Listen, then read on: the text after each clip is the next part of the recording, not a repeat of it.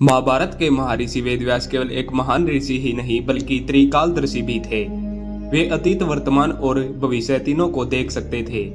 जब कौरव और पांडवों के बीच द्वेष की जड़ें गहरी होने लगी तब महर्षि व्यास को भयंकर महायुद्ध का आभास हो गया था।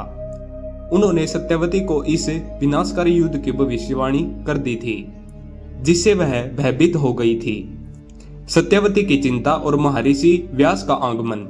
सत्यवती, जो कभी हस्तिनापुर की महारानी थी, भीष्म के प्रतिज्ञा बंधन के कारण अपने पुत्रों के भाग्य को लेकर चिंतित रहती थी। उनके दो पुत्र चित्रांगद और विचित्रवीर्य ऐसमें मृत्यु को प्राप्त हो चुके थे। ऐसी स्थिति में सत्यवती ने महर्षि व्यास को बुलाया, जो उनके पहले पुत्र थे, और उनसे हस्तिनापुर के भविष्य के बारे में पूछा। महर्षि व्यास अपने दिव्य दृष्टि से देख रहे थे कि भविष्य में विनाशकारी महायुद्ध होने वाला है। उन्होंने सत्यवती से कहा, माता, समय का चक्र बहुत ही भयानक दिशा में बढ़ रहा है। कौरव और पांडवों के बीच जो प्रतिस्पर्धा है वह केवल एक सामान्य राज्य की प्रतिस्पर्धा नहीं बल्कि एक विनाशकारी युद्ध की ओर संकेत दे रही है। यह युद्ध इतना भयंकर होगा कि इसमें समस्त क्षत्रिय वंश समाप्त हो जाएगा। महाभारत युद्ध की भीषण भविष्यवाणी महर्षि व्यास ने सत्यवती को बताया कि भविष्य में जब कौरव और पांडव बड़े होंगे तब उनके बीच भयंकर संघर्ष होगा।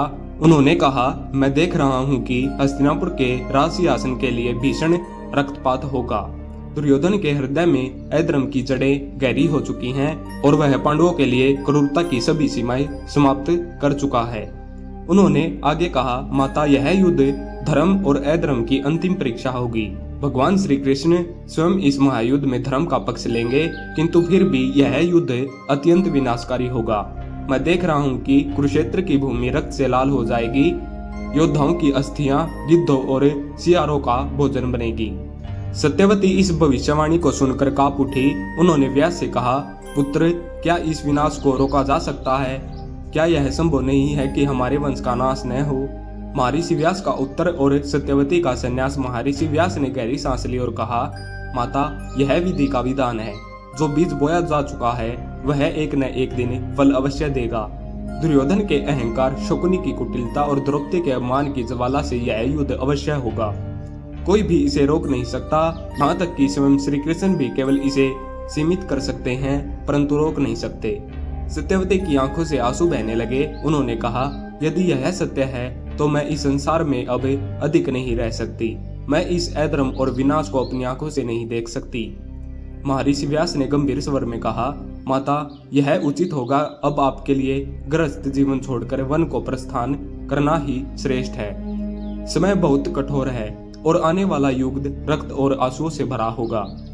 सत्यवती ने महर्षि व्यास के वचनों को स्वीकार किया और अपने दोनों पुत्रवधुओं को अंबिका और अंबालिका के साथ वन में चली गई। उन्होंने संन्यास धारण कर लिया और इस महायुद्ध की विभीषिका देखने से पहले ही इस संसार से प्रस्थान कर गई। महर्षि व्यास की भविष्यवाणी का परिणाम। महर्षि व्यास की भविष्यवाणी अक्षरशः सत्य सिद्ध हुई। महाभारत का युद्ध कुरुक्षेत्र में हुआ। इसमें 18 अक्षौहिणी सेना समाप्त हो गई। भीष्म, द्रोण, कर्ण, अभिमन्यु, दुर्योधन, शकुनी, जयद्रथ और कितने ही महारथी इस युद्ध में मारे गए। युद्ध के अंत में केवल पांडव ही बचे, किंतु उन्होंने भी अपनों को खो दिया। स्वयं भगवान श्री कृष्ण ने भी युद्ध के बाद इस संसार से विदा ले ली और धीरे धीरे द्वापर युग का अंत हो गया। महर्षि व्यास की भविष्यवाणी केवल एक चेतावनी नहीं थी बल्कि यह इतिहास का वह दर्पण थी जिसमें सत्य, धर्म और अधर्म की वास्तविकता दिखती है। सत्यवती के मन में अपने वंश को लेकर जो भय था वह अंत सत्य सिद्ध हुआ। उन्होंने युद्ध से पहले ही संन्यास ले लिया, परंतु हस्तिनापुर का राजवंश इस महायुद्ध में समाप्त हो गया।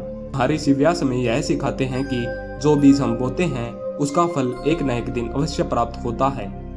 अधर्म का अंत निश्चित होता है, चाहे उसमें कितनी ही देरी क्यों न हो।